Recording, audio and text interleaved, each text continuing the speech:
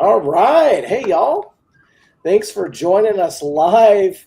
Got quite a cast of characters here joining us on our Avalon Universe live stream where we're going to host the premiere celebration for our friends at Dreadnought Dominion.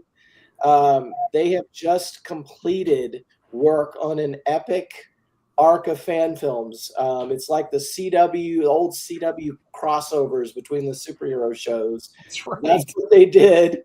Um, Gosh, now that the work is complete, ooh, what was that like? Oh, you said it. Phew.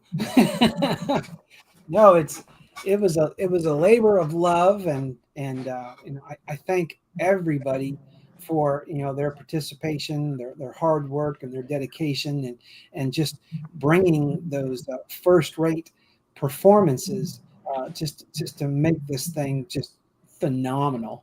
And this last episode was just awesome because it was so good to be bad for a production.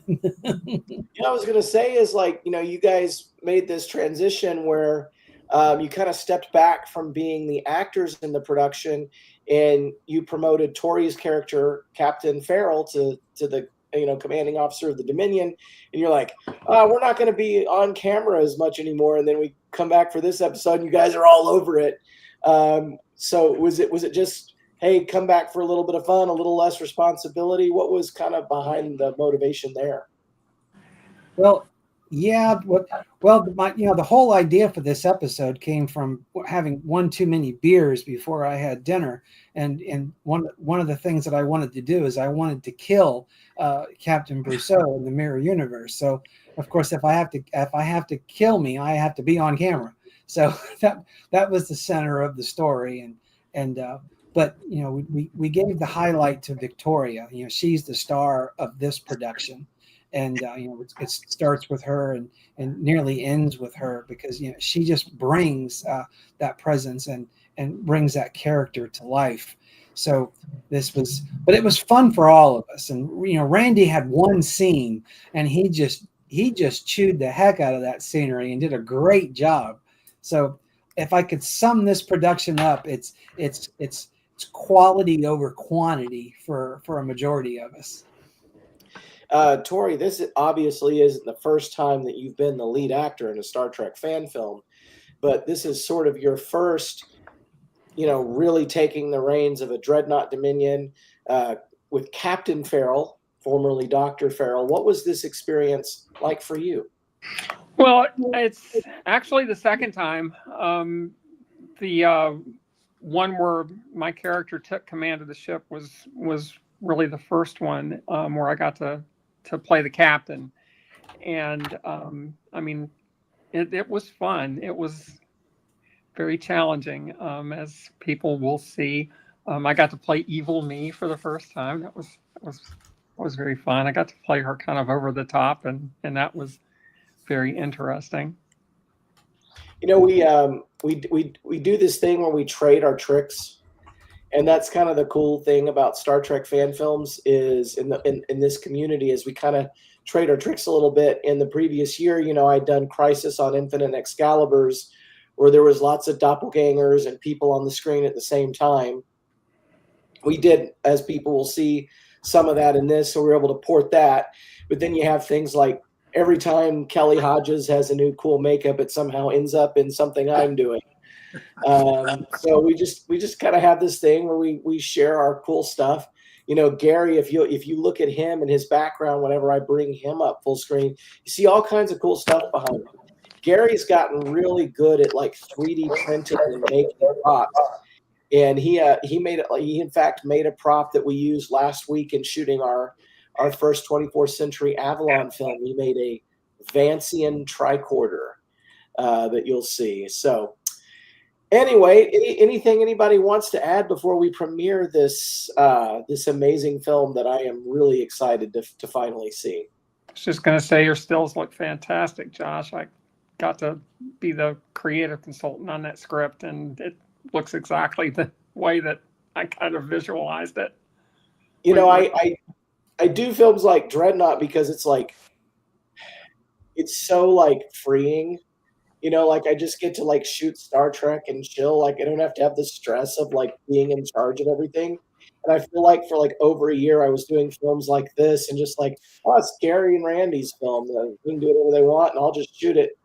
Or a Ray Tessie film or something like that. And getting back to doing Avalon again, it's like, oh, this is exhausting. Looked great. So anyway, without further ado, let's take a look at what are we calling this one? Broken Mirror? Broken Mirror. Ooh. Captain Granger of the Runabout Rio Grande has informed us of Start at the beginning. Mute the phone now. How do I do that? This is sideways. So. that was a real You're muted, bucket list Josh. moment, by the way. Getting to hang out in the captain's chair on that set. We got no sound. Josh is Hang always on a second, also guys. Give me muted. one Oh, there second. he is. Let's try and reload it. There's a breakdown in the computer file here. Something The to do with Vanzians are the never on going emitter. away, Ed. There we go. Captain's log, stardate 5715.2. Captain Granger of the Runabout Rio Grande has informed us of an attack on the Department of Temporal Investigations lab at Deep Space Station K7. The portal generating device used by Kataka was not recovered from the lab's explosion and is presumed destroyed. We're en route to assist in the investigation.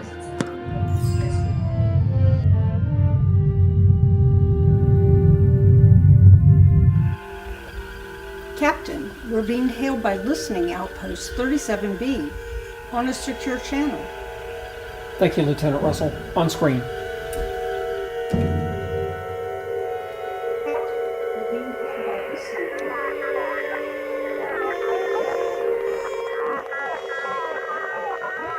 Captain, we have detected a Romulan D7 running along the neutral zone border.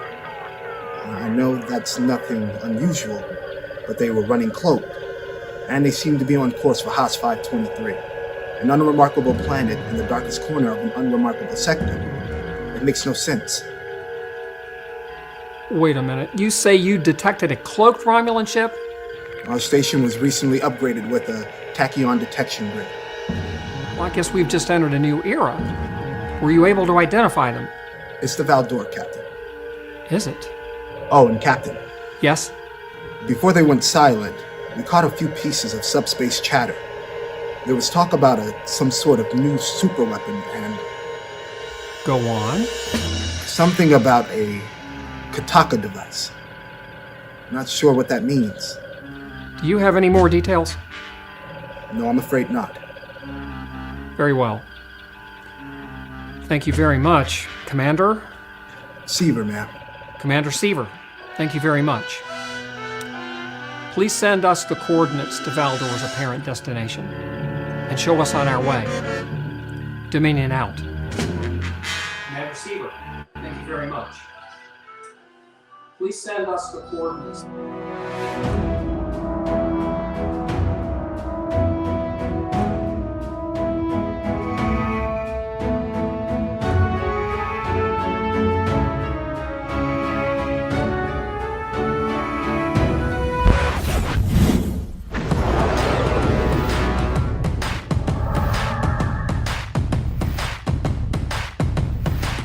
Won't see us coming at the door before you even blink.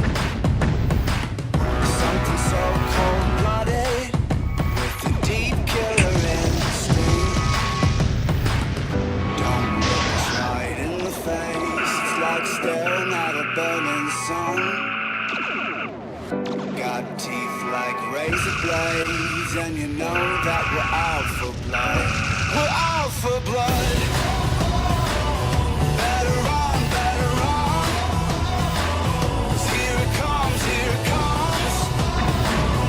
Better run when the wolves come out to play.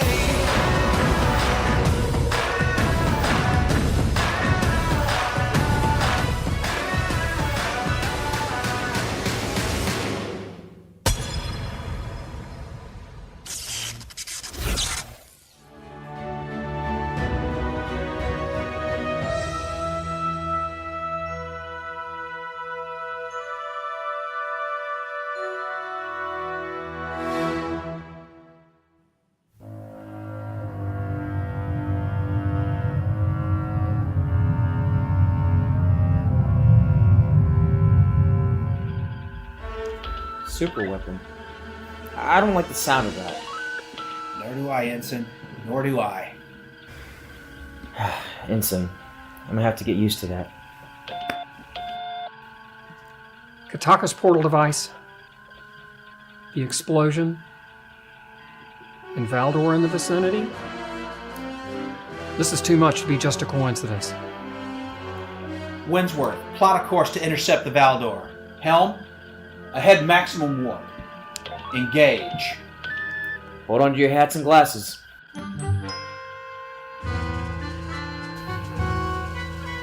What?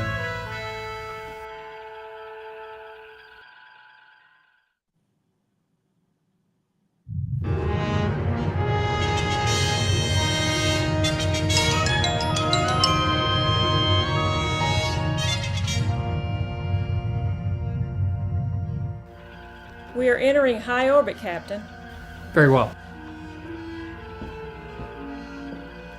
Mr. Winsworth, close in on the Romulan vessel. Try to look casual, like we just happen to be here today. I'm not sure I understand. I mean, get close, but not too close, you know? I'll do what I can, ma'am. Commander Devarro is not aboard. There's a small party of Romulan life signs on the surface. Thank you, Commander. Brought those coordinates to the transporter room, please. Piper, you and Malikov meet me in the transporter room in 10 minutes. Hal, you've got the helm. Take care of my baby, Commander. Nothing but TLC, ma'am. Mo, you be careful down there. You know me, I'm always careful. You know what I mean. If any of your team gets busted up, I'm the one that has to put them back together. Yeah, I know. I'll do my best.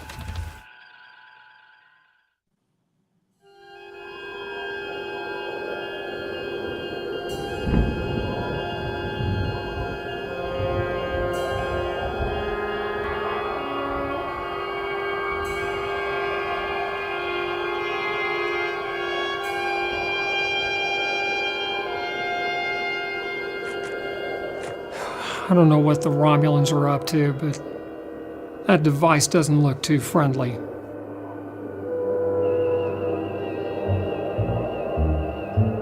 I'm picking up red matter in that device, Captain.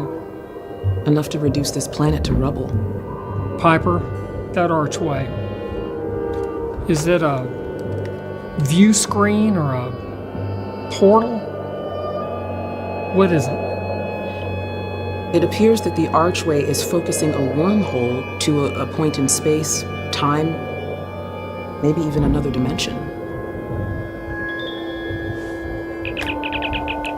Chief,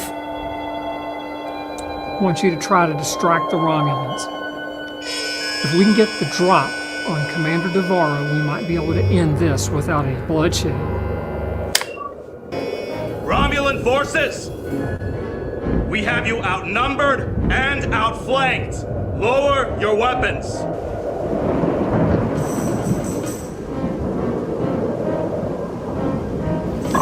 Starfleet doesn't know what they're meddling with. What's on the other side of that portal is a danger to us all.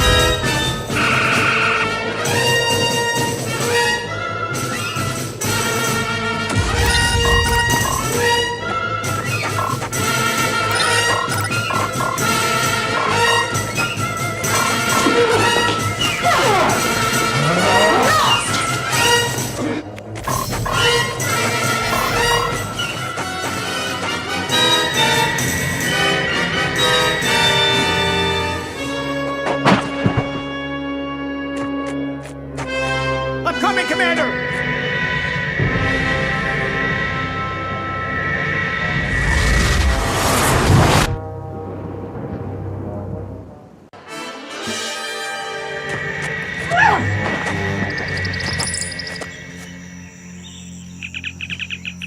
Dominion. Come in, Dominion. What the devil's going on up there? Doesn't look like this thing is damaged.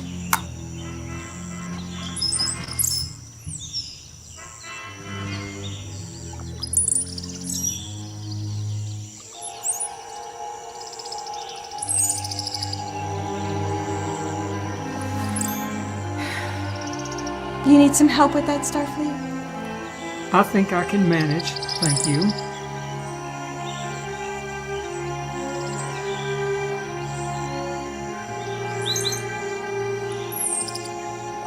That looks familiar.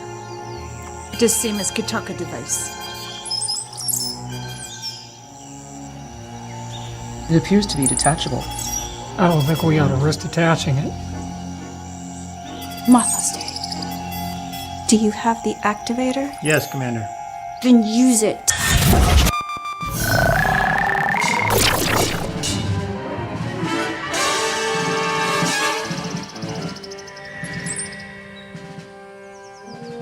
Captain, the prisoners have escaped.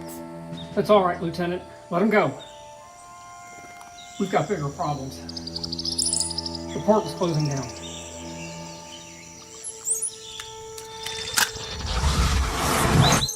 I can't make any sense out of these symbols. Do your scans get anything? I'm afraid not, Captain. This must have been placed here by a race we haven't met. But I've recorded the symbols for future reference. Portal could be some kind of interplanetary travel. But what is the point of Kitaka device? I don't know. But I do know that I recognized one of the planets that we saw in this thing. I just can't place where. A report written by Captain Tackett on Constitution. I remember that report. That interdimensional species, the Vancians. They were using that particular point of space to launch incursions against the Romulan Empire. Perhaps Romulans had preemptive strike. Piper speculate. We know that the portal is a conduit through time and space. But with the device, it becomes something more powerful. It's possible. It could be a tunnel to another universe. Or a dimension. Well, one thing's for sure. We don't know how to activate it.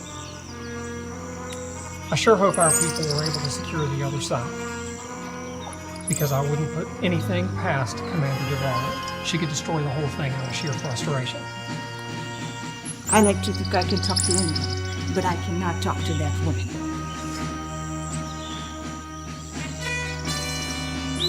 What the?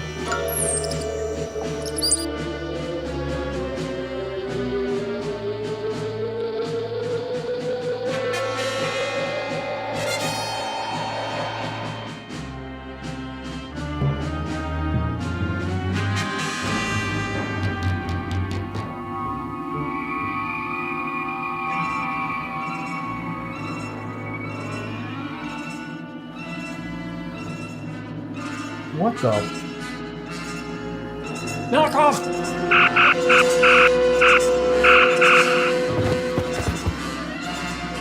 Welcome to the so-called mirror. And I thought it couldn't get any weirder.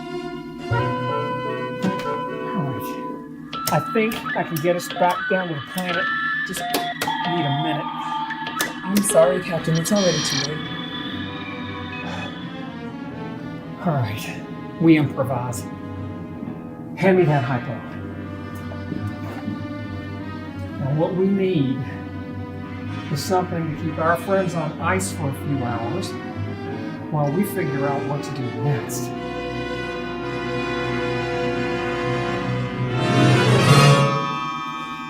Captain, any idea why they transported us up? Well, I did call the ship when we came through the portal. I suppose it's possible that these people picked up the signal and thought we were survivors from the battle. Rescuing survivors. I guess that shows they have some compassion. Maybe. I wouldn't count on it. Now, I'm gonna go clear out sickbay. After I do, I'll call you. Use intraship beaming to transport yourselves and our friends to sickbay. Clear? Yes, Captain.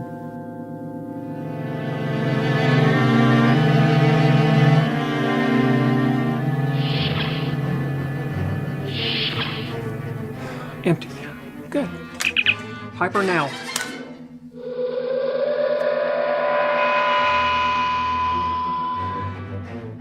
Okay. Let's get our friends out of sight. Piper, I'm going to the bridge. While I'm gone, study the Romulan tricorder. See if you can figure out how the Romulans used it to activate the Kataka device. Malikov, keep an eye on the door. If anyone comes in, you just tell them you're following Doctor's orders, which you pretty much are. Hold the fort. Easy peasy. Piece of pie. Easy as cake.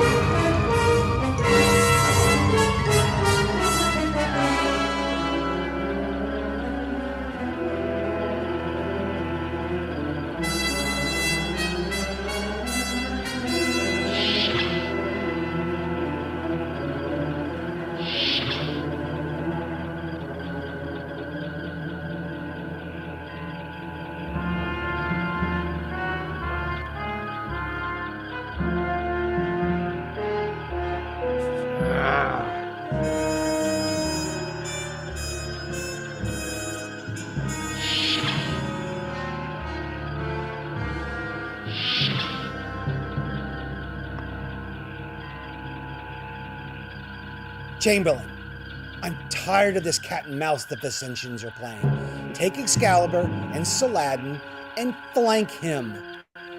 Force him my way. Aye, Captain, oh Captain, your wish is my command. Saladin, follow my lead and flank the port side of the Vincentian flagship. Helm, you heard the order. Take us to the starboard side of the flagship and let him know we're there. Time for the mouse to die. Fire a full spread of photon torpedoes. Aye, sir.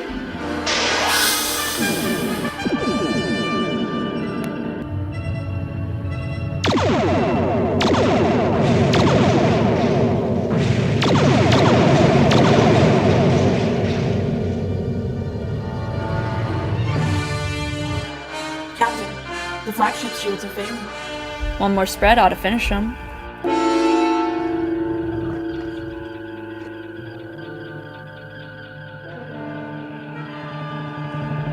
The lead Vincentian ship is hailing, sir. I am Admiral Kasha Kataka of the Royal Vincentian Navy. What are your terms? There is no escape for you, Admiral. Lower your shields and power down your weapons. I guarantee that you and your crew will be spared. Spared to be made slaves of the Empire? Sentenced to a labor camp? I think not. Naturally, there will be a tribute to be paid to the Empire. How dare you address an admiral that way? You advised me against destroying the Vincentian fleet. Do you doubt my decision now? They are weak and easily dispatched. Yes, Vincentia 5 would make a respectable garrison to the Empire. It would help us retain order to the sector. They are ineffective. They are the laughingstock of the sector. Their only use is target practice for the Empire. Captain, there's another escort ship coming in range. It appears to be rendering aid to the flagship. Weapons armed and ready, sir. Target the escort ship. Phasers and photon torpedoes. Make it go away.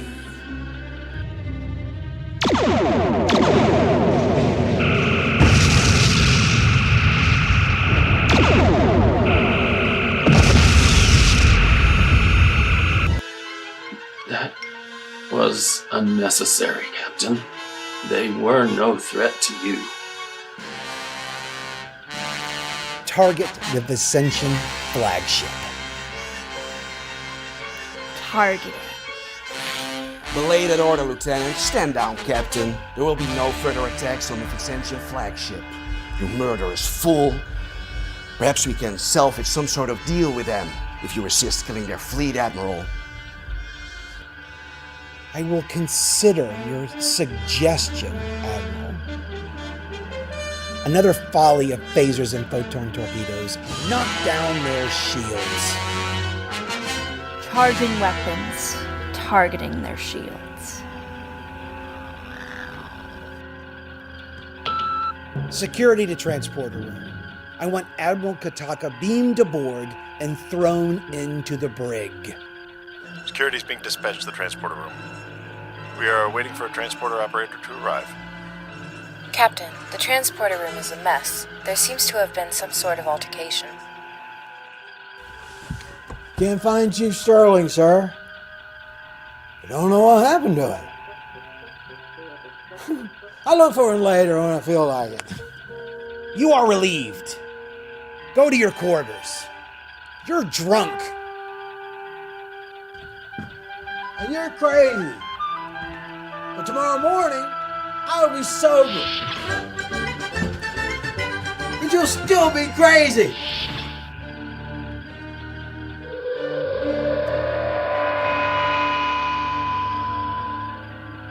Well, somebody finally showed up in the transporter room. And while you are an admiral, let me remind you, I am the captain of this ship. And if you don't leave my bridge on your own accord, I will have you escorted to an airlock where you will depart permanently.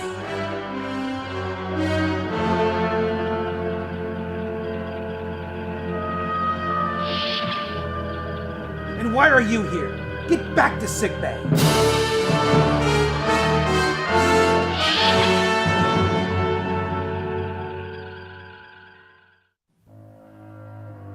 Deck 5.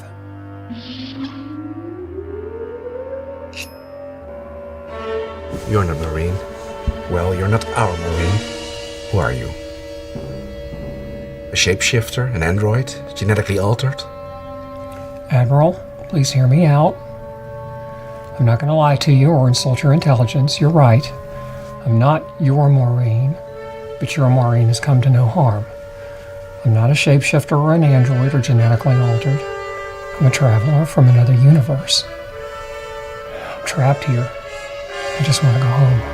What do you mean, with an alternate universe? A parallel universe. It's one very similar to your own. I came here through a portal on another planet, one that we just left. I switched places with your Dr. Farrell so I could gauge my situation on this ship, try to find a way home. I knew that our Dr. Farrell wasn't coming to the bridge today. We have a planned change of leadership aboard Dominion. She was supposed to bait the trap.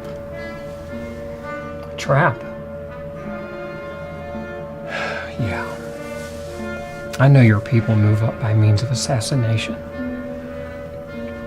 But Bruce is a captain, you're an admiral, you already outrank him 6 ways from Sunday. Why do you need to kill him? Rousseau doesn't recognize my authority. He has friends in high places that will protect him. I have an idea. You have to trust me on this. Where's our Dr. Farrell? Sick bay. Commander McGregor, come to the sick bay immediately. Doctor, if you will help me with my plan, I will get you back to the planet. I don't know, Admiral. You are planning on killing Jason, aren't you? If we don't kill him, I promise he will kill you. Your choice. No. Admiral, I'm a physician. Where I come from, doctors don't murder people. In fact, the whole concept of murder is frowned on. I won't help you. It is a hypothetical question. I don't need your assistance nor your approval.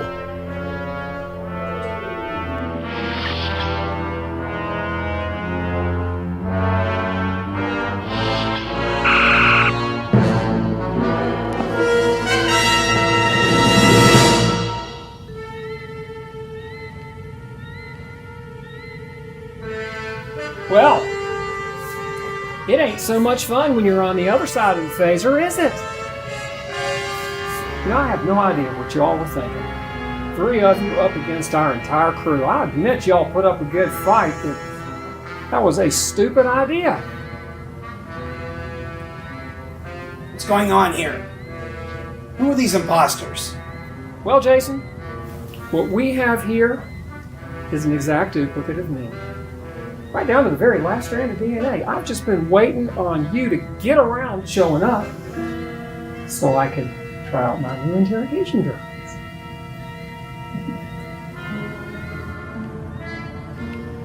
I don't know what your plan was, but it was doomed from the beginning.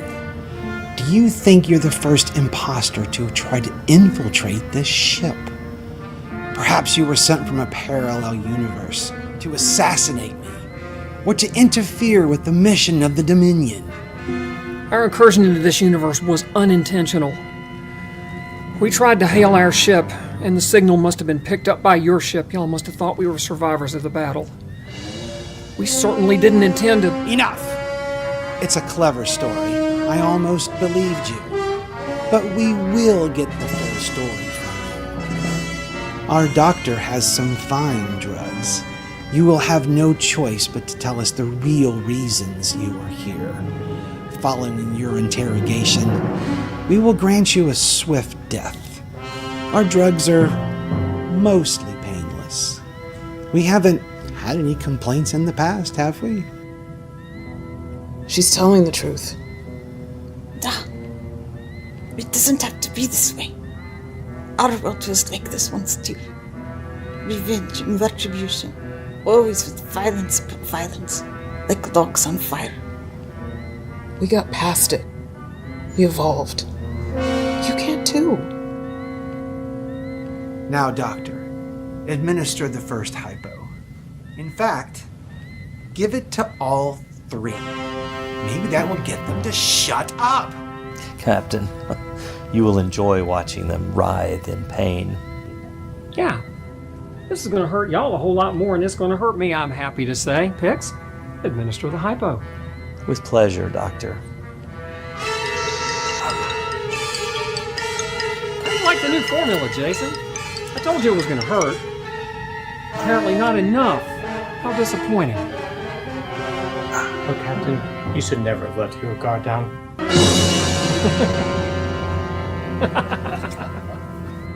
Security, show Captain Rousseau to the nearest airlock, will you? Attention crew of the battleship Dominion. Captain Rousseau has retired. As of today, the Dominion crew has a new captain. Captain McGregor is assuming command. All hail the Empire.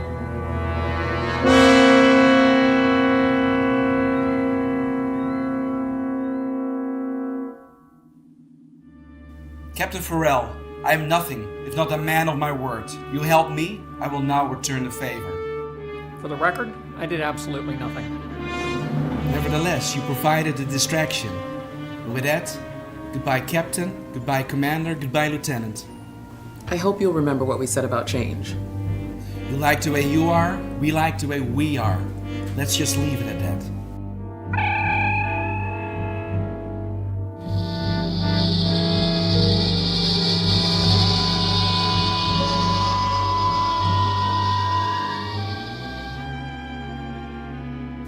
Quite an honor you bestowed upon them, Admiral, beaming them down yourself. I want as few people as possible know what's on the planet. It might be useful indeed. Very useful indeed.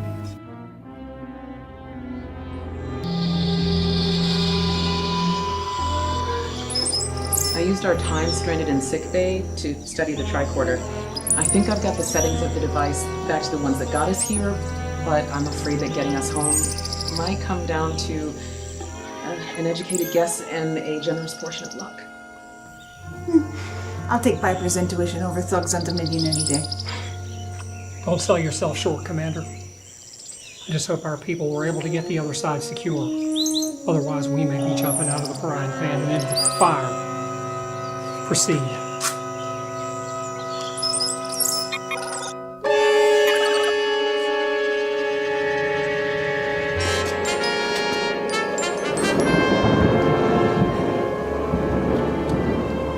Chief, report. Commander Zavaro and her, whatever he is, came back shortly after you left. Then the portal collapsed. They immediately transported out, taking with them the glowing spherical device, but left behind the Kataka device. There was a brief firefight. Romulans transported out, no casualties on either side. The officers are all resting comfortably in stable condition. By the way, you all look none the worse for wear. Well, we're all right. Physically, at least.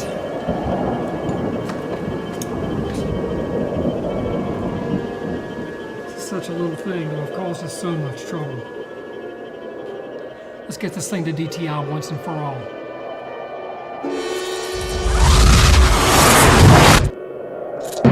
You don't see that every day. Let's get the hell out of here. Feral to Dominion. Stand by to transport landing party.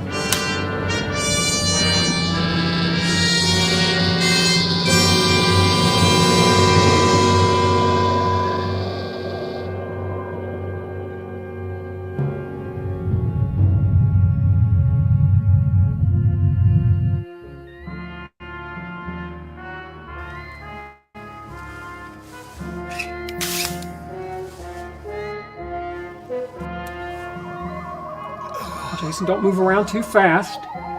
That bootleg surgery I did on you was only good enough to get us to a starbase where I can do a proper job. I guess I should thank you, Doctor, but the knife in the back was not part of the plan. Well, you have Ed to thank for that. He seemed to think that he needed to make it look good for the Admiral.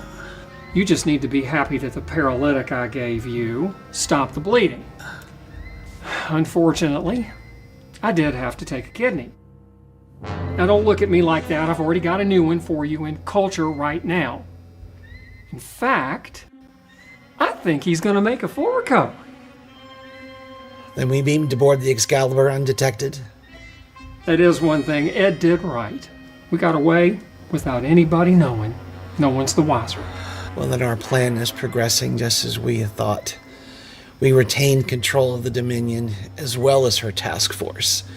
And the Admiral, as well as Starfleet, are none the wiser. Which leaves us free to move on our next target, Starbase 11. And then, the sector. Oh, careful. Our new ally. Sir, tell me of your plan.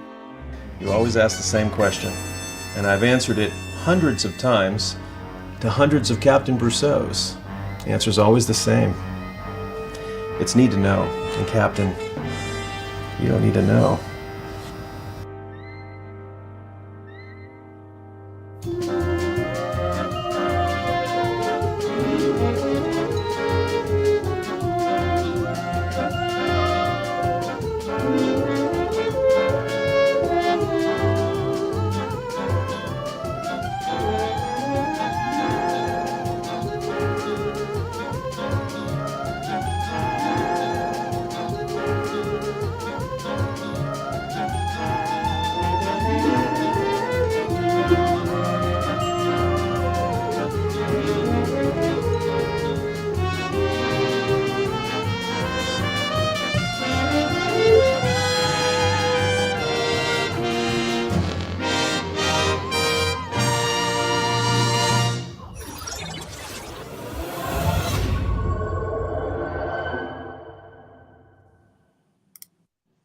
Okay.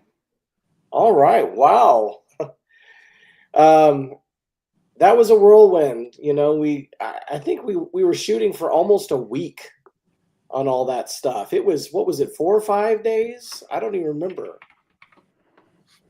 You are muted, Gary. Yeah, it was 5 days. We did 2 days for Valdor, and then a crossover day for Dominion, and then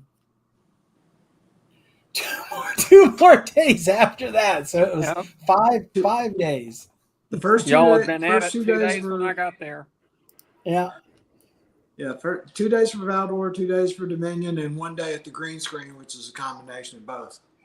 Yeah, and we shot a third outing which we haven't edited together yet. we're trying to tie your record, Josh, when you shoot like 8 things at one time. I did it again last week. Oh, goodness gracious. I don't know. We're crazy. We do this. We're crazy. We just keep doing it. No, what crazy is somebody getting on an airplane and flying from the Netherlands to the United States to star in our show. that's crazy, but I don't know if this show would have been as good as it would not have been as good without Tom. Oh, definitely not.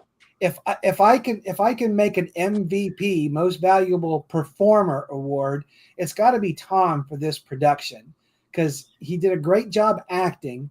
And Tom, you acted in not your native tongue. You speak Dutch over in the Netherlands, correct? Yeah. So Tom, was this your first visit to the U.S.? No, I've been to New York once when I was 15 years old. Oh, goodness gracious. Yeah. So Tom, tell us a little bit about your perspective of this shoot. Wow. I didn't saw that question coming. There was so much going on the set. It was really an eye opener for me to see everybody working their jobs, watching the boom, positioning the cameras. The sets were amazing. The people are great. It was really awesome. Yeah. And you played this big role here in Dominion, and then we got you on Avalon too. We kind of did an improv thing where we made you a Klingon commander, and you were invading the corridors. And I love to see the results there. yeah, it must have been so much fun. And you brought your friend Bogdan with you. Yeah, you got to meet him. Yeah, he's Polish by nature, but Dutch by heart. Yeah. He came along, and we had a fun time.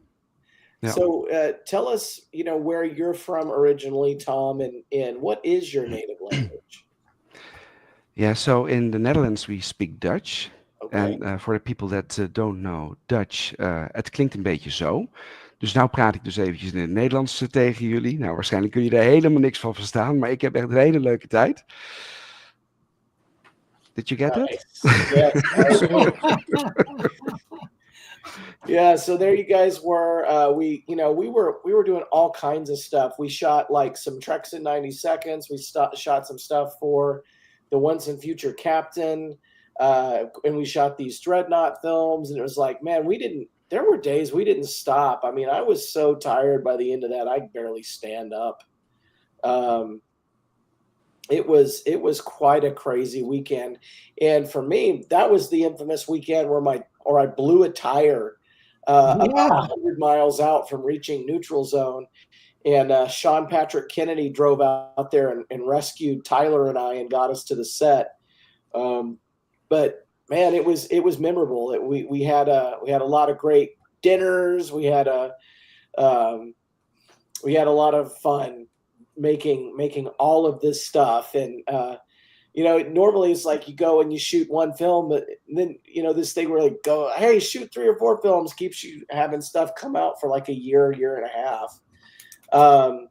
You're at the finish line of this sort of trilogy, so to speak, with Valdor and with Runabout and with Dominion. How far out are you guys from like conceiving this to having it completed? Like how long ago did you come up with the idea? Oh gosh, how long?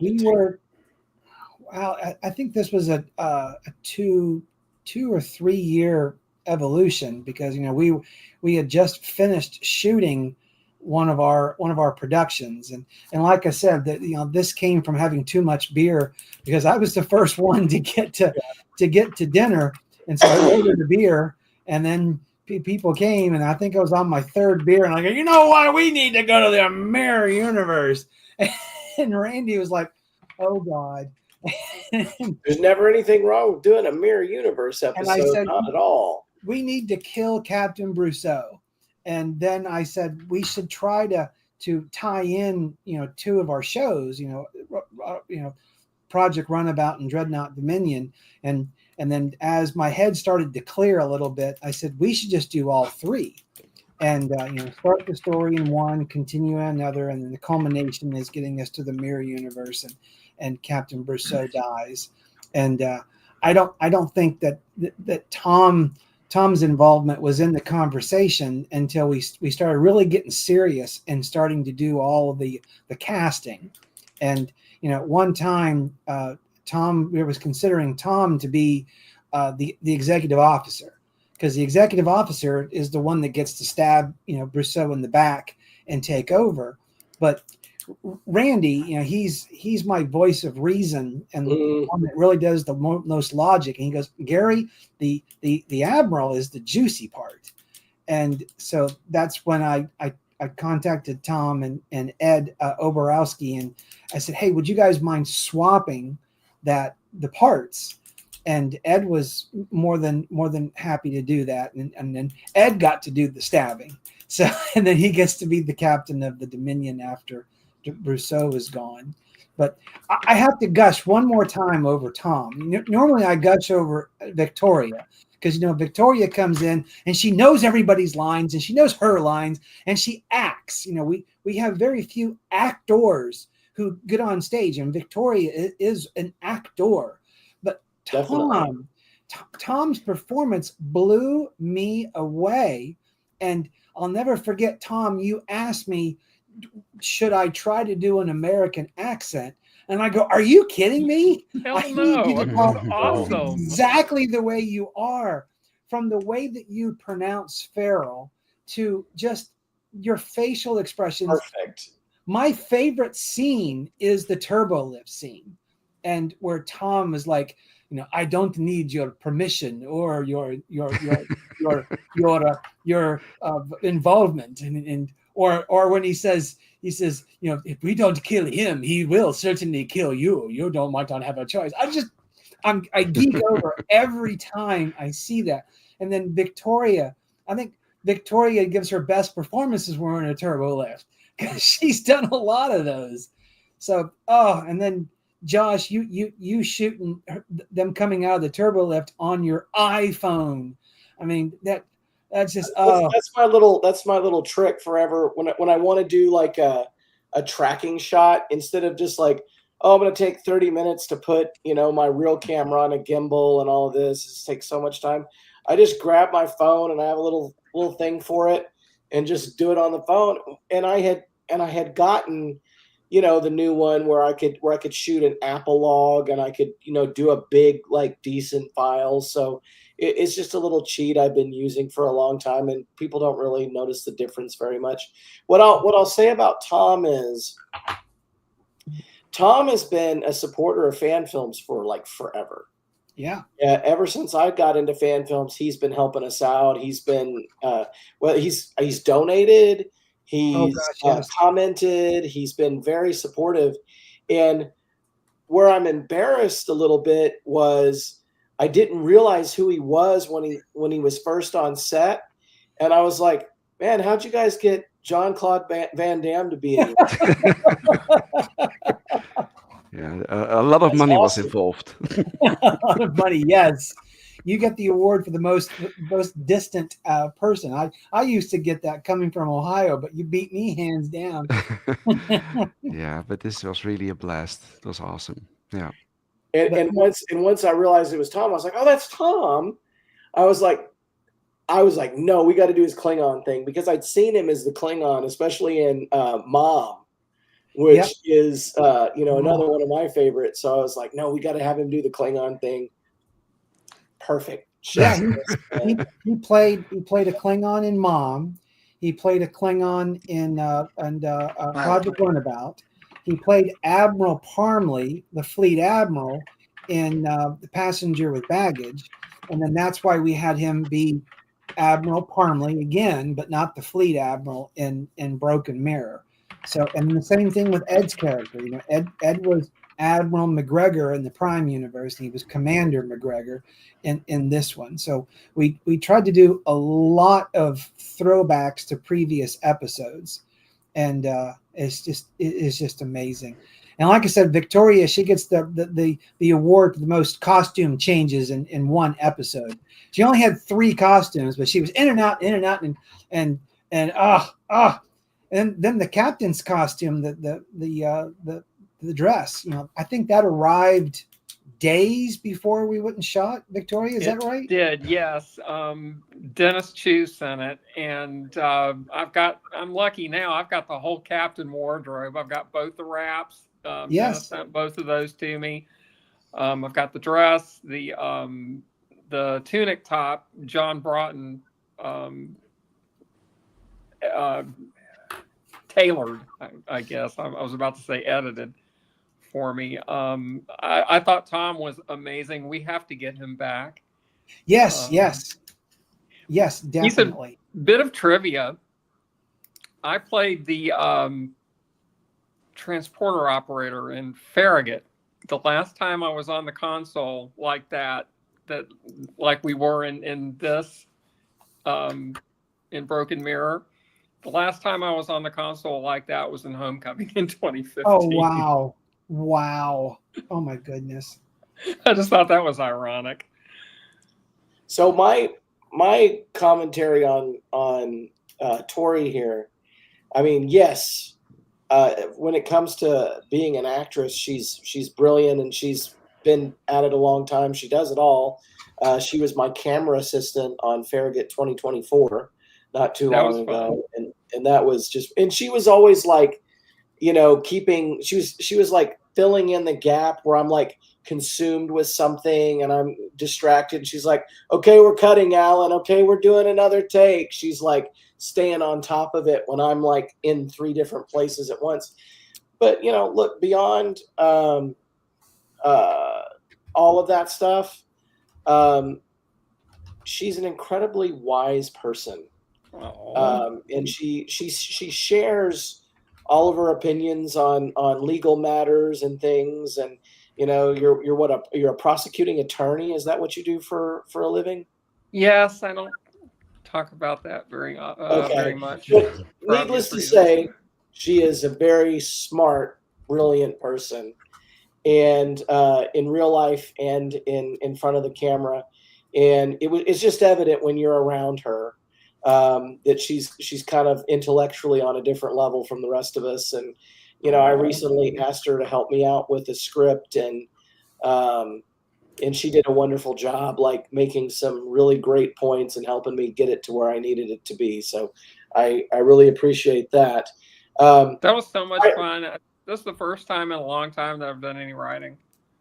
Indeed, and it was really, really helpful. Like just some, sometimes you have to take a script and you got to kind of share it around, get a few different perspectives on it, and that helps it. And she helped me out tremendously. I am going to point out that our friend Tyler Donovan is here in the chat with us, and he did come to the shoot with me and help me out a little bit. He's right. Like always, I got mad at him at least once during the trip, so that's just, it wouldn't be a trip if I wouldn't like giving Tyler a hard time. But Gary, you mentioned that there is one more short that you guys did, and I think it's with Tom, and Tyler is in that. Yeah. Tyler did a great Commander Cruz impersonation. As what we're doing is we're launching another spinoff, and it's called Dominion Media Aliens. So we're going to highlight an alien race, and I chose to take the premiere episode of Project Runabout, where the Runabout comes across 2 D7s, and flip it around, and the action tells what happened aboard the Klingon ships. Okay. So we're doing that totally green screen. So Sam Cockings will provide the backgrounds for the 2 ships. So we had 2 commanders and 2 weapons officers do that, and Tom's friend Bogdan did an amazing job And both Tom and Bogdan, they were constantly apologizing for messing up their lines. I said, "Are you kidding me? We mess our lines up, and English is our first language, crying out." And they did an amazing job. And I just started editing that together. And I can't wait to get with Sam to get the backgrounds for that and put that out. I have to say to all of you guys, were so many things going on the set, filming those separate episodes. It's amazing that you spit out such high quality images, recordings, and all put it together and work something out like this. This is totally awesome. Well, you know who's mainly responsible for that? That's the guy in the middle of my screen, Randy, who doesn't say much about himself. And and I know people are probably saying, "Gary, shut up," but I have to gush over everybody. And Randy, when we did the Mirror episode, I was so focused on making sure all the costumes were correct. The biggest dummy award goes to me. I forgot to put the Mirror logo on the turbo. Yeah. And somebody at the end of the shoot goes, "Gary, should there have been a logo on that turbo lift?" So Randy digitally added the logo to the turbo lift. And and the big highlight, and I'm going to gush over Randy again. He had one scene, and that was the drunken Denson. He did an amazing job with that. And then him backing out, he put that logo back there. So go back and watch that. And if you're really, really watching it closely, you'll see that it was digitally added. But this casual observer, you can't.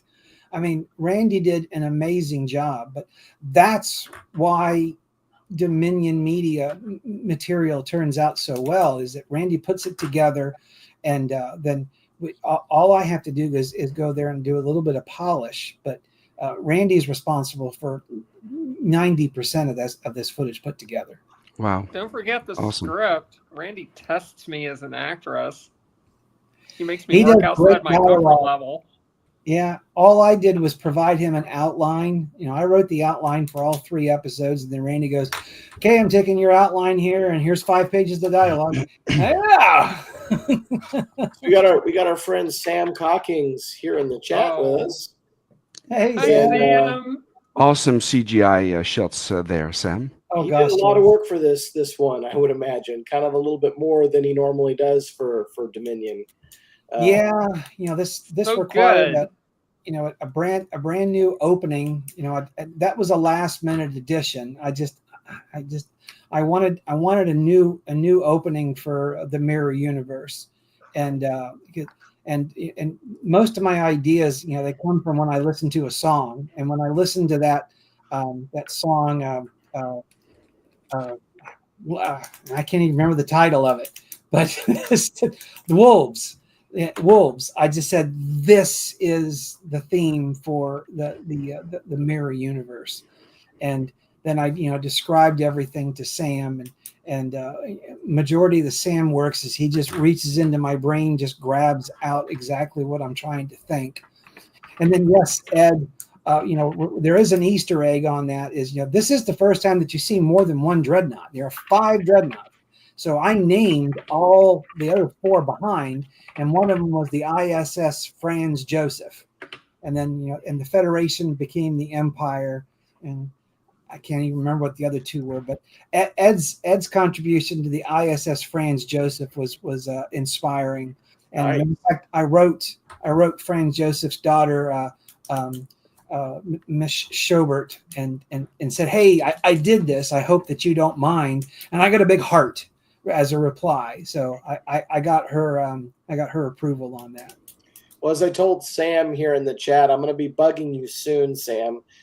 Sam did his own big 3 or 4 day shoot just now. I don't know. I guess since he's back doing CG stuff, he just finished doing a lot of stuff, and so I left him alone over the weekend. I was shooting, he was shooting, and I'm going to be bugging him very soon about some stuff.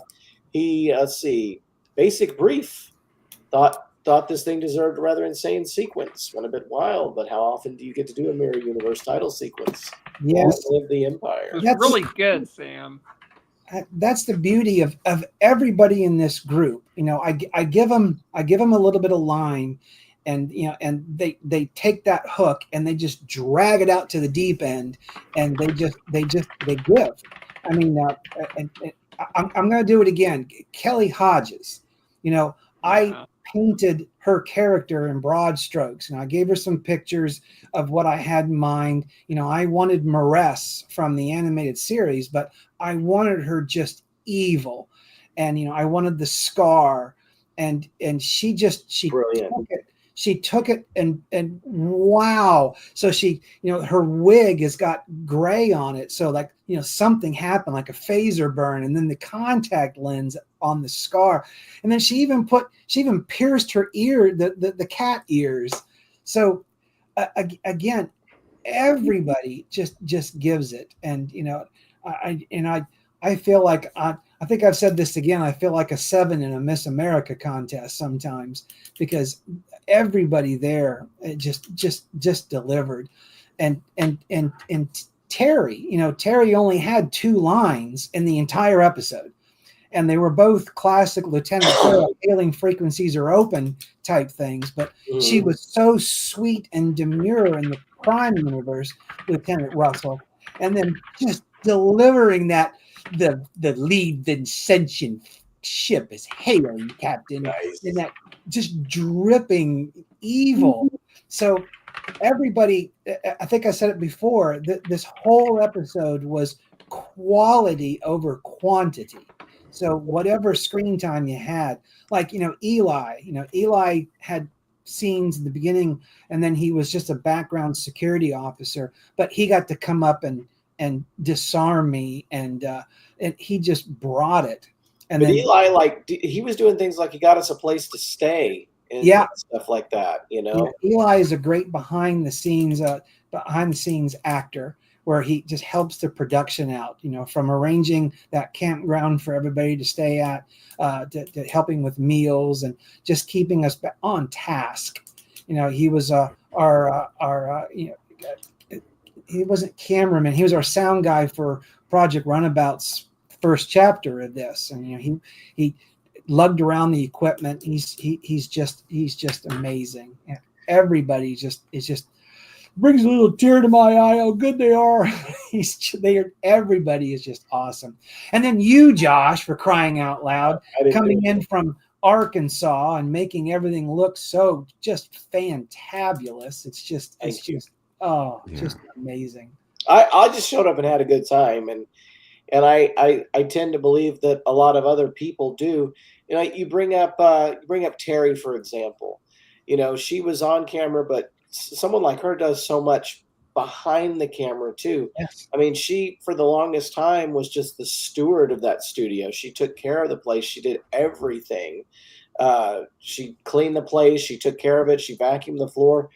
She was constantly giving me peanut butter crackers because I'd go all day and not stop. Or she and, you know, whenever I'm on set, like in Neutral Zone, she and Ruth are making sure I'm drinking stuff and kind of being my mom and stuff like that. And you can't underestimate how important that is to a project. Yeah. Because people like us, we get so buried in what we're doing that, I forget to eat. I forget to drink. I barely go to the bathroom, you know, like when we were shooting La Mort de la Guerre, I got to the point where I was like throwing up in the bathroom because I got so dehydrated. So like, you can't underestimate how important it is just to have people watching out for you.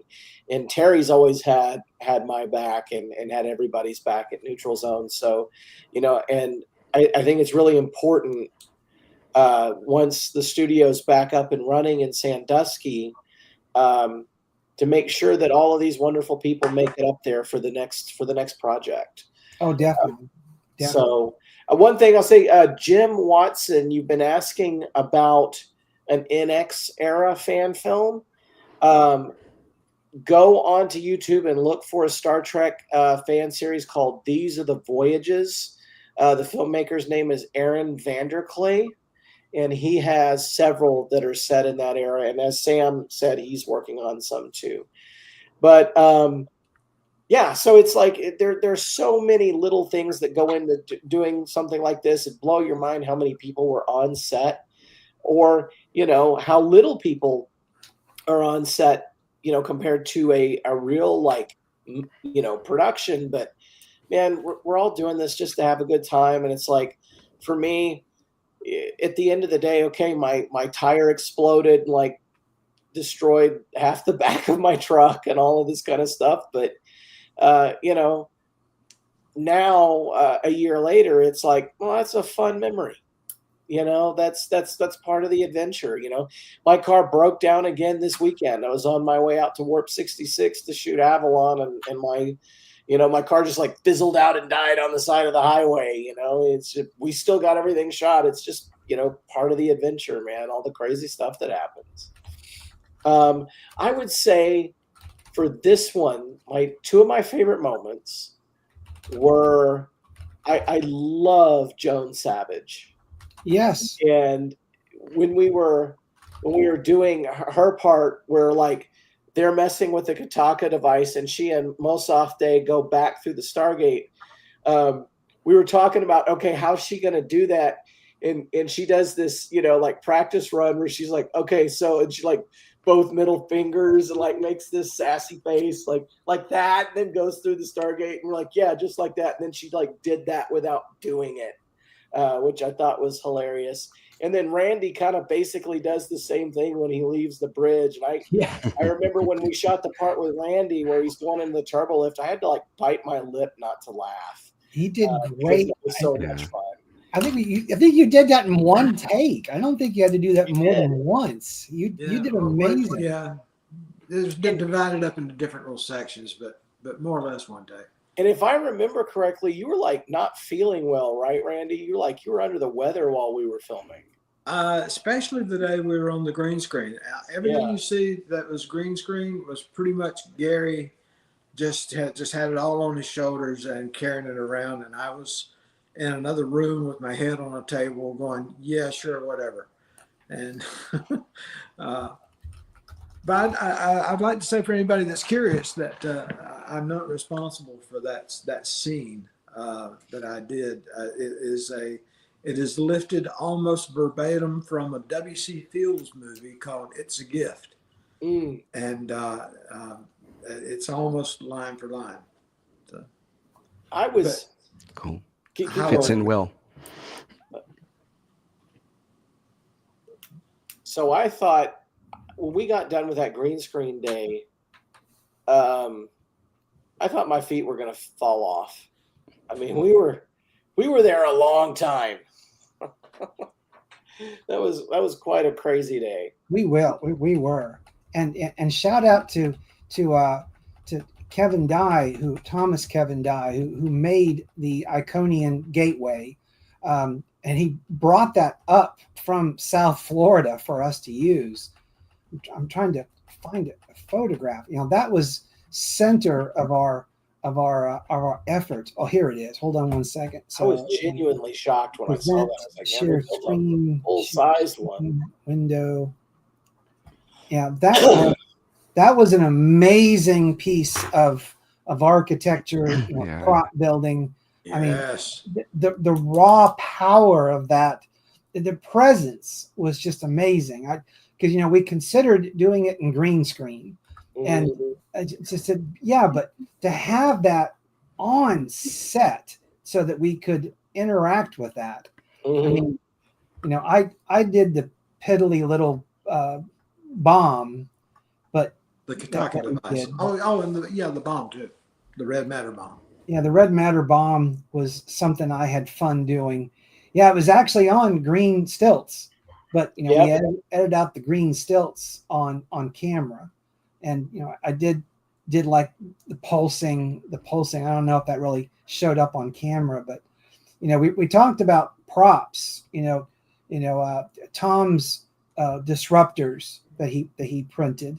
I mean, there were a lot of props, and my contribution was the phaser rifle, but we had a whole table full of stuff that Ed had brought and Tom had brought. You know, Ed made some great daggers. I don't know if I got photographs of the daggers. Oh, and the captain's chair for the Valdor.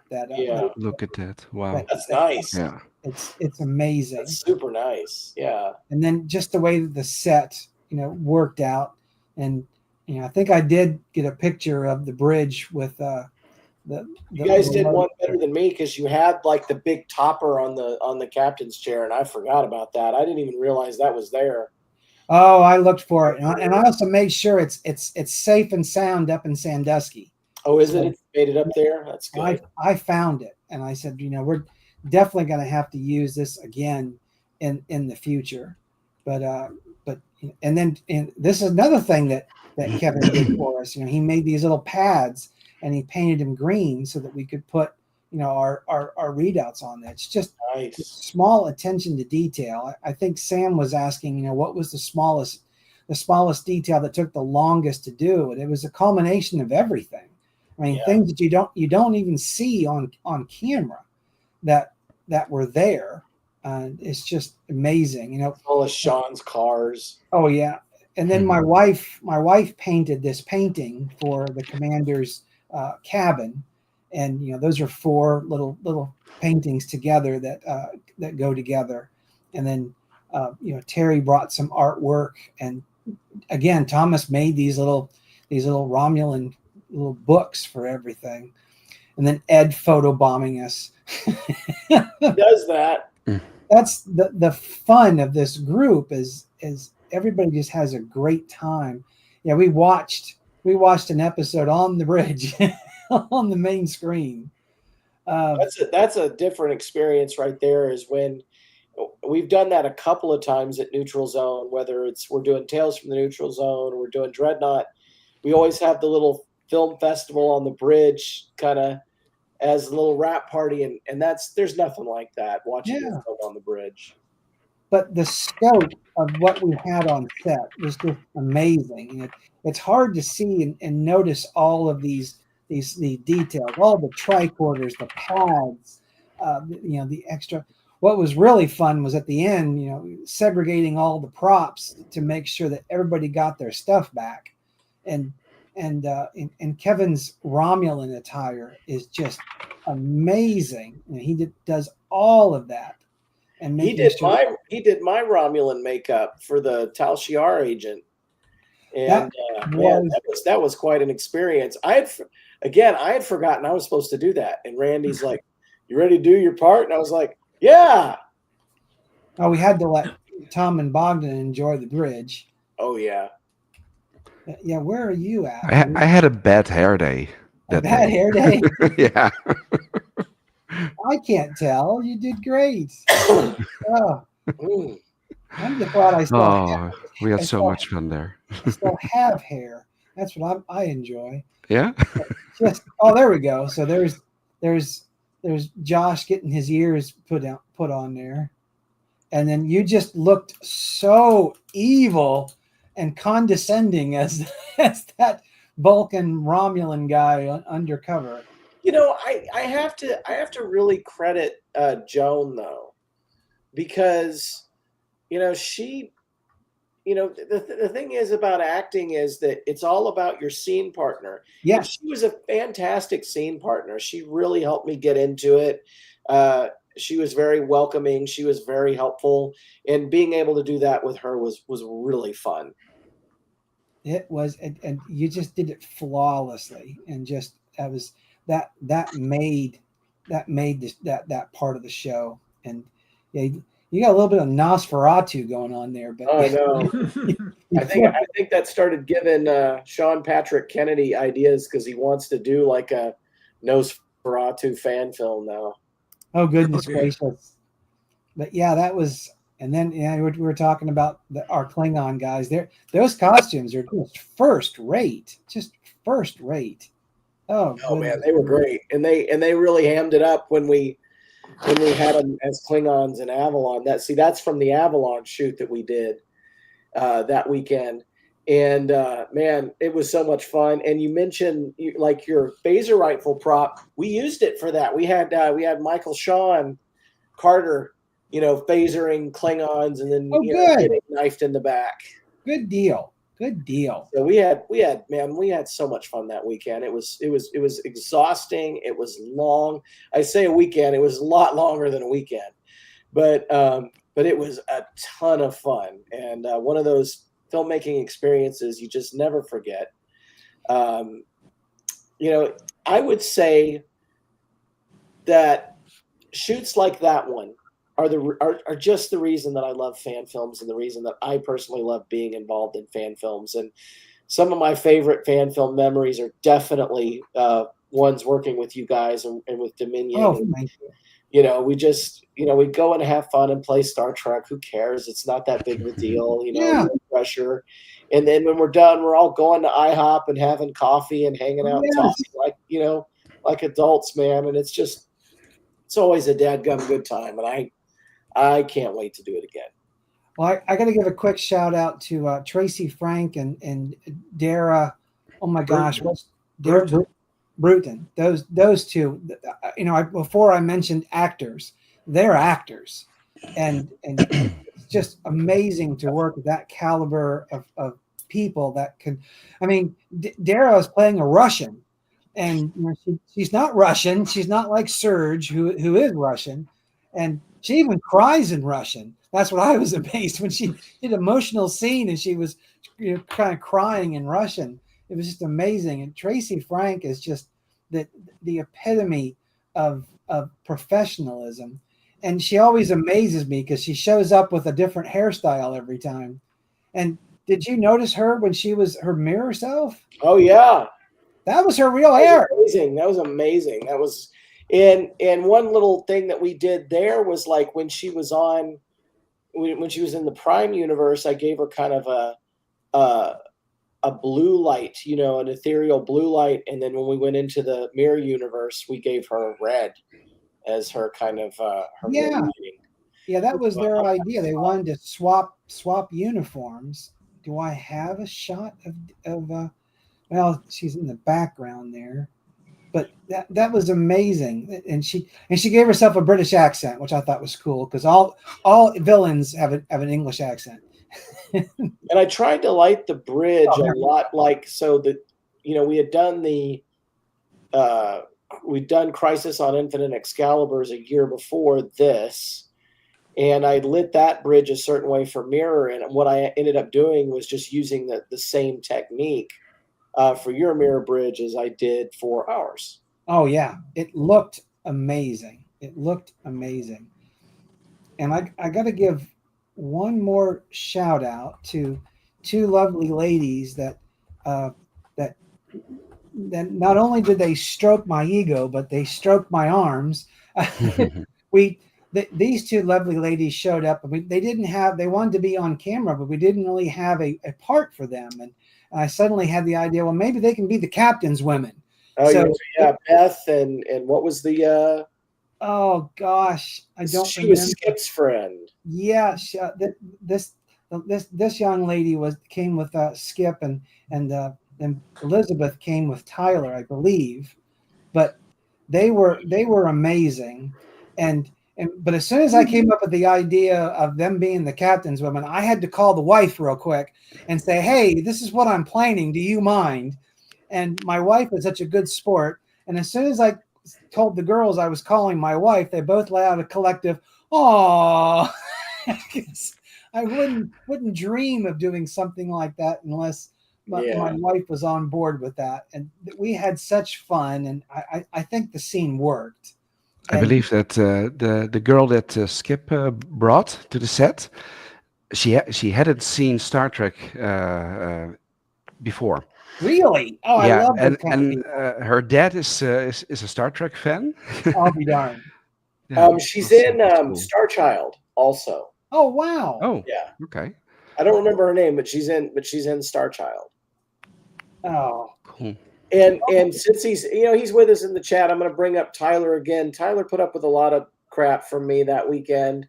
He went with me, And I get buried in a shoot, and I'm real intense. And normally, I take my stress out on Tyler, and I did a little bit that weekend, and he was as cool about it as he always is. So thank you, Tyler, for putting up with me like you always do. And there's our Donna. Donna is just amazing. Donna did her own costume. Oh yeah. Terry did her own costume, and Kelly did her own costume, and this was like a win for Gary because Tom did his own costume, Oh and Ed did his own costumes. So this was awesome. This is Gary going, hey, I didn't have to spend a ton of money. It's always good. Everybody did an amazing job. And I'm just trying to get everybody shout outs because this whole group was just amazing. Well, no, the thing is that nobody can make a film by themselves. It just doesn't work like that. No. You have to have a team in order to do something like this. And the thing that's great about Dominion is, again, there's such a team, and there's some crosstalk. We're getting to the point where like a lot of the people involved are also involved in Neutral Zone, right? With Tales from the Neutral Zone, they're also involved with Avalon to a degree, and like for example, Dan and Alan. Crack sound team for the facility. They came up and they worked on Farragut last weekend. So, we're getting to a point now where a lot of fan filmmakers, we're finally getting to that place where we're all just collaborating and helping each other. And the value of that cannot be estimated. I mean, Tom's a fan filmmaker, but he came all the way from where he came from in Europe. So the Netherlands, right? I've been paying attention. Yeah. but it's like, imagine,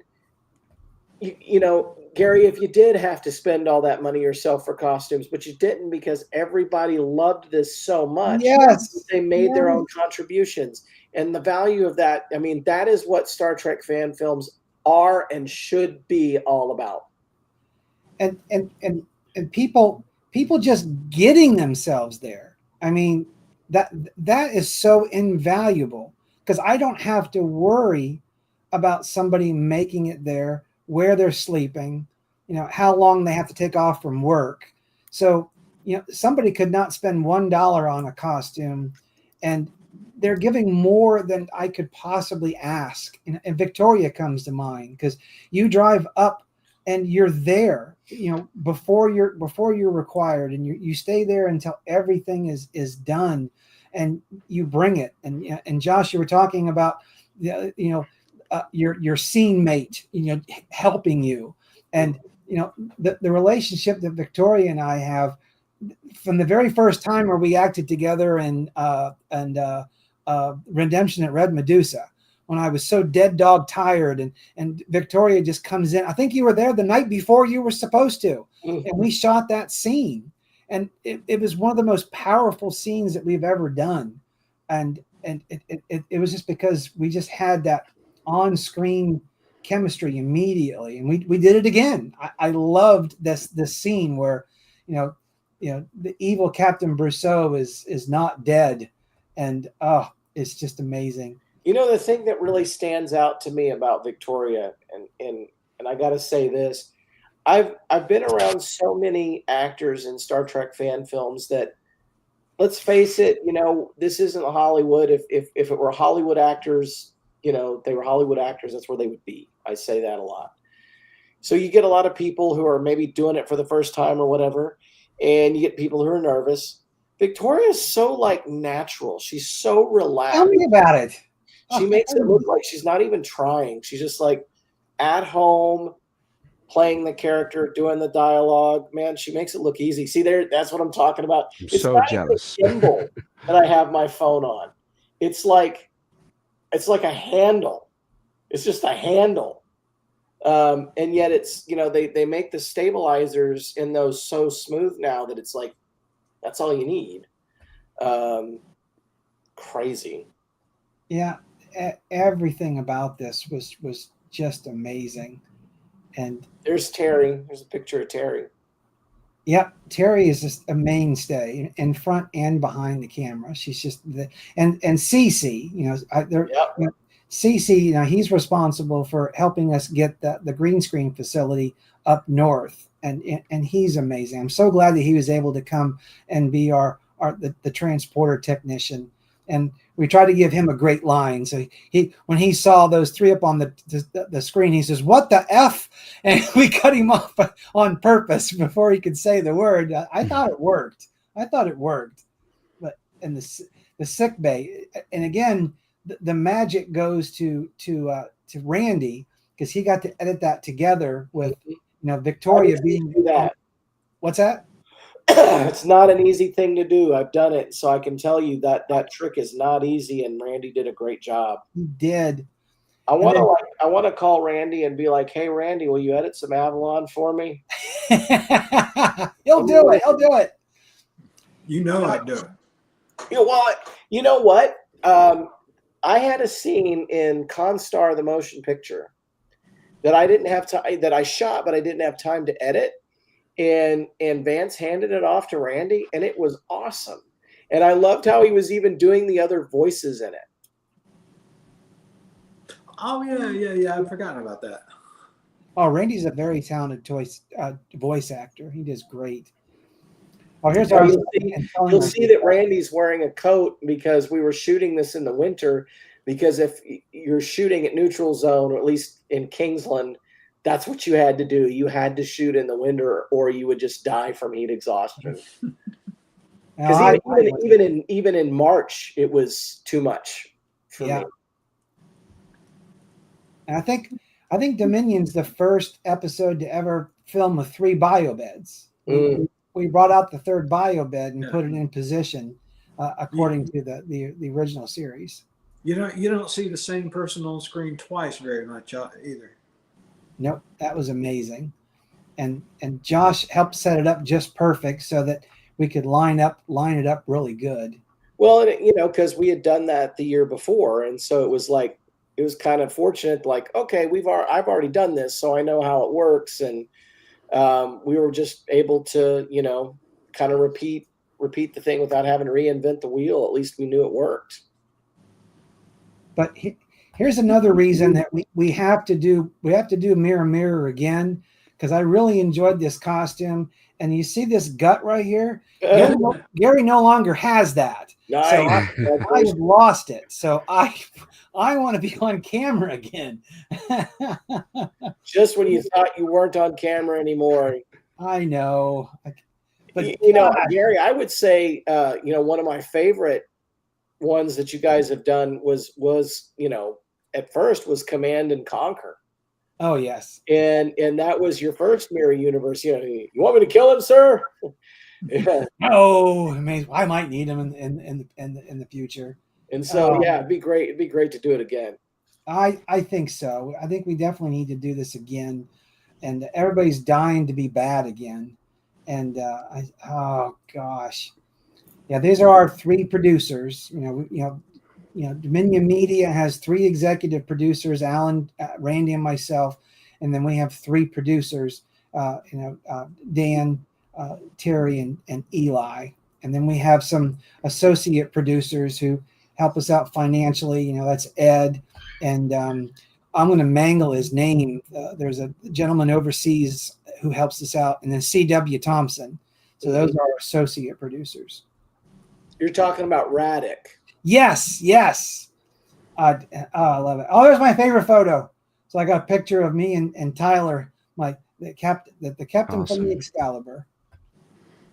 Oh, those decals. Those decals were fun. Had fun doing the little slash there. Oh yes. Yeah. Flash of light.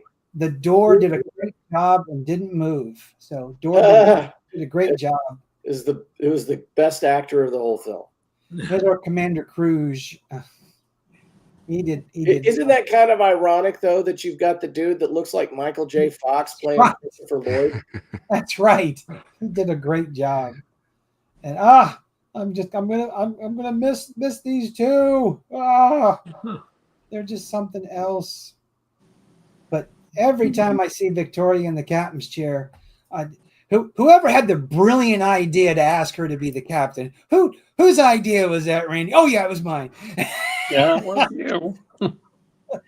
and you're going to see her as the captain of the Dominion in the Avalon universe as well. Excellent. That's excellent. cool. That's very cool. Oh man, yeah, I got a picture of her somewhere in here. There's Captain Bristow meeting his pretend end. Oh, and then Michael Sean Carter, who was Doors for this. This is the most unappreciated person on a Star Trek shoot. Is the guy that can only hear what's going on and waiting for someone to yell Doors. You know, that was the shoot where I first met Michael Sean Carter. And what a cool guy, man. He's working real hard up there as part of the rebuild of the studio. Yes. And I just cast him for a role in Avalon that everybody's going to be real excited about when they find out what it is. He's a great actor. There we go. He's left the chat a little bit earlier. Oh, he was? Yeah, I believe that he had a relative who was sick, but yeah, he's awesome. But there's the bridge shot when I finally put the logo on there. So we shot the bridge. So that was the last time I saw the bridge in all her glory. And then I think we put it back before we left. I took some new view screen shots before I left. And then good. So without the duct tape. This question. So Mark, we have another film coming out later this year. I don't have an exact date yet. I mean, I know when I want it to come out, but I don't have an exact date. It's called The Once and Future Captain. It's going to have the character of Allenby in it, back in the Avalon universe with Tyler, who's Captain Mason. As far as making Prime Universe adventures with that crew of the Excalibur with Captain Allenby in the Prime Universe, we did the Tales from the Neutral Zone, and the next adventure is going to be an edition of the Federation Files. Oh wow! So yeah, that's the plan for that. But there's a film called The Once and Future Captain that is an Avalon Universe film. So it won't be Captain Allenby, but it will be the Avalon Universe doppelganger that you've seen in the other Avalon films, along with Tyler's Captain Mason. And you may see those characters pop up again, not in the 23rd century. So we'll see. Oh boy! There's Victoria and your garb. Yep, amazing. It's just a privilege to have her be involved. And hey, there's me with my boys, the Vancians. I think one of these is Michael Sean, isn't it? And one of it, yeah, it's like Michael Sean and Ed. Yeah, I think. I gotta ask you this. I may have asked you this before, Gary, but like, where did you come up with the idea of naming bad guys after Vance? Well, I love it, but where did that come from? Well, when I was looking to costume the bad guys, I went on Amazon, so I had to source things, and I found these really cool sweatshirts that were multicolored, and then you can't see it on that close up, but they've got stripes, different colored stripes on their uniforms.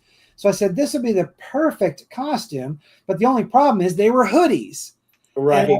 And I thought, well, maybe I can have them down on their necks. And I go, wait a minute. I go, if I pull the hood up, then I can do a mask. And then I go, aliens with hoodies in a Star Trek. And I go, who does that remind me of? But that's Vance Major, who always wears a hoodie as his character. So I was talking to Randy, and I go, we should call these the Vancians. And But I said, before I do that, I gotta get a hold of Vance and make sure that he understands I'm not making fun of him. This is an homage. So I called him, and not only did he love it, but he goes, "You should make them extra dimensional, from a different dimension." Yeah. So he started writing the backstory of the Vancians. Vance did? Oh my Yeah, God. he's the one that came up with the extra dimensional beings. So I filled in all the gaps, and I said, they are from a different dimension, and they're menacing the Romulans, and they get their energy from their dimension that powers their weapons and powers their ships, and they've got extra dimensional shields. So when weapons hit it shunts it into their universe. So the whole thing was because of Vance saying they should be extra dimensional, and he loves hoodies. Well, you can't talk about the Vancians without Kataka. I mean, we got him back, and it was exactly like the original. I mean, boom. Yeah, yeah. Now the Vancians are another thing I'm going to steal from you. No worries, you're not stealing. You're just enriching their history. I'm enriching the continuity, the connective thread of all of our fan films. But you are going to see the Vancians in the Avalon universe. I love it. It may not be this year, but you will see them coming up. I got a picture of the Vancians coming down the corridor, I thought, but yeah, the Vancians are dear and close to my heart, and I still have those Squid Game masks. So round ones are officers, and squares are grunts, foot soldiers. And they may or may not, because they're the Vancians, they might be working for a certain Phantom. Ooh. Oh no. Feel free to add to their fabric. I love it. I love it. I love it. Well, did we forget anybody? I wanted to make sure that everybody got a shout out. I think I might have gotten everybody. Do we have any comments from the Peanut Gallery?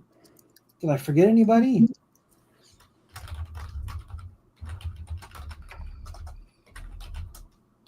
I think that's it. It'd be a good idea to remind anybody who doesn't know where to see the first and second part of this story. Right. So you got it starts with Project Runabout on the Dominion. Smoke and Mirrors is the Smoke and Mirrors, and that's on your channel. And tell us your channel's name so people can find it on YouTube. Dreadnought Dominion. Dreadnought Dominion. Okay. And the second episode is Warbird Valador, and the name of the episode is Smoke and Mirrors. Mm-hmm. No, it's All Done with Mirrors. All Done with Mirrors. And then this one. And then this one. And here's the channel. Gary's got the channel up for us. Go check it out. We're all people, all of us who make fan films. We're all in this together. We love each other. We love Star Trek. We do this because we love Star Trek. And that's the only reason you would put all this time and effort and be like a knucklehead like me and spend like $110,000 making fan film. Because we love Star Trek. And so go check them out. Go watch the other episodes. My favorite other than these is there's one called We Are Many, We Are One. That's a really great fan film. Oh, We Are Many is my favorite. It is so good. Yeah. And then there's like kind of a little similar series. It's Cool, Calm, and Collected, Command and Conquer. And so it's like Prime Universe, Mirror Universe, Kelvin Universe. Is that right, Gary? Yeah, we did. That was the trilogy of Command, or Chain of Command, and Conquer, and Calm, Cool, and Collected. So it's an end cap to that story. But Mom is an amazing film. It was so fun to make, and it's really funny. I watched it like literally 2 days ago, and it cracked me up the whole time. I had just like a fan film playlist going in the background, and this one popped up, and I had to stop and watch it. And it's phenomenal. And the replacements is where a lot of these new crew were introduced. But the thing that people have to understand about Dominion is this is a really lighthearted group. These are fun films. They have a lot of heart. They have a lot of comedy. It doesn't take itself too seriously. And sometimes Star Trek fan films can take themselves a little too seriously. This group of people doesn't. They're in it to have a good time. And no matter what, when you watch their films, you're going to enjoy it. You're going to have a good time. You're going to have a laugh. And what I have to say about them, kind of as my closing thought is, you got to understand, this is a group of people that they're not like me. They didn't go to film school like I did. These are people that picked up a camera one day and said, "Hey, let's do this." And they didn't know what they were doing when they started out. They just, "Hey, let's figure it out." And they've become great filmmakers. Oh. And that happens because of a dedication to what you're doing. So, my hat's off to you guys for making some wonderful films and providing some quality entertainment for everybody. And I'm really glad that you guys could join us. We're almost at 2 hours. So if anybody had anything else they wanted to add before we closed it out. Chad, stay tuned for the actual episode. Will be dropping on YouTube in 1 hour at 11 p.m. Nice. And then we've got the Captain Krug thing coming up as well. Yeah, we're just starting. We're going to catch our breath after this trilogy, and then we got to get the backgrounds to Sam that we need and figure out the CGI, and the story is already done. Everything's shot. It just needs to be put together. And I actually am putting the footage together. That's normally his job. And I'll lastly, just be going back over it and tearing it to Gary, pieces. whatever you can say, can you give us a little update on, because since you've been there recently, what's up with Neutral Zone Studios? How's the rebuild going? And do you guys hope to be able to shoot in Sandusky soon? Yes, I think that we're going to be shooting in Sandusky. The end of the year. Define soon. Yeah, it's. I don't want to use the word slow. I want to use the word methodical. It's a very methodical reconstruction, because it's not just about throwing things back up and nailing them back in. It's a reconstruction refurbishment, because the site, the sets are being redone, repainted, rebuilt, new in carpet, some cases recarpeted. Everything is being redone. So it's a lot more than just throwing them back up. So everything looks brand new. It just sparkles. It does. It looks brand new. It's sparkling. A lot of refiguring, because they're not just putting this up in a warehouse. It used to be a TJ Maxx store. So these big columns are in there, and they have to work around them. Yes, and in some cases they're making the columns part of the construction and having to do some readjustments. Like the sick bay entrance is a little bit more extended because there's a column there, and then in the transporter room, a column was in the room. So Scott Little, he's just a wizard at redoing things, and just building on to the mastery of the Farragut people who originally put this stuff together. I mean, it's just amazing. So it's purposeful, it's methodical. So they're making sure that it's going up and it's going to last, and it's just looking amazing. So from the first day that we planted the cornerstone of the studio, and then we worked our way around, and then worked our way the other way around. So the entrance, the sick bay corridor is done. The things the braces that go across the transporter, and then now they're getting ready to do the corridor for the briefing room.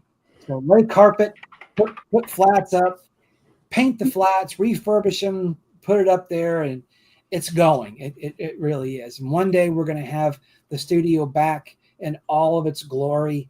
And Tales from the Neutral Zone, Avalon, Dreadnought Dominion will be flying again. Well, and the thing that I love is, without going into detail about it, because it's not really my place to go into detail about it, but I will say Ray has found a way to resurrect the studio, but also be in 100% compliance with the request made of him Definitely. by Paramount. Definitely. How to reopen and run Yes. the place. And I'm really excited about that. And most of all, we'll have climate control this time. And bathrooms that work. And there's a food court just around the corner. Yeah. We may not want to leave this time. The only We may request go I and have is not please go home. don't bring me up there in a snowstorm. Ohio doesn't have snowstorms. We just have a little bit of snow flurries every once in a while. Well, guys, yeah, I really appreciate everybody joining us tonight, both on the live stream and in the live stream to talk about this film. Congratulations. You know, you guys have done something really amazing here across the finish line and making 3 amazing fan films. And I really hope to see you guys in a few months up in Sandusky, Ohio. And let's do this again. Definitely. We got a great script in the hopper. Victoria wrote it. Randy is going to be doing a screen adaptation or screenplay. We need to have discussions, Victoria, because if we shot the way that you wrote it, I think it'd be a 4-hour event. But it's amazing. So this is the first time that we're going to be shooting something that didn't come from the desk of Randy Wren. But we're both looking Lord, forward if it's to the one I'm thinking of, it's a lot darker than the stuff we usually do. Hey, you're the lead, so we owe it to you to shoot something that you thought of, because it's been the Gary and Randy show for the past 2 years and picking up all these crazy ideas. And I won't have my next greatest idea until I have like 3 more beers before I eat. I've been so busy, I really didn't have. I just couldn't find time to read the 60-page script, but I had ChatGPT write a summary, a synopsis, and it is awesome. I can't. Well, the one I sent you, Josh. I'm like 2 Avalon scripts ahead of what I'm actually filming right now. Oh wow! So I've written 2 more movies than where I'm at. I always say like that I'm creatively past whatever it is I'm filming, and that's kind of true right now, where I'm like, I'm filming the beginning, but I've written the end. So, and my hope is going into this new era of doing a completely different thing with Avalon. I want this, iteration of it to be what the last one was supposed to be. I'd only ever planned to make 4 fan films ever. Like I had only 4. I was going to do 4. Somehow that became 13 or something like that. But my goal, knock on wood, fingers crossed this time around, is that it's 3 films in 3 years and we're out. And it's a different approach this time. It's not going to be like following the same crew it's going to be a series of stories. We all just keep doing this because we can't stop. We're addicted to it. We love it. And I can't wait to do it again. Even though I just did it this weekend and didn't get any sleep. So and I'm giving Tom a warning. We're doing Mirror again. So oh Lord, save your pennies, because we're going to bring you back to the States. I would love that. Awesome. All right, guys. Well, thank you so much to everyone for being here, and we will see you soon. All righty. Good night, everybody. All right. Good night. Bye, everybody.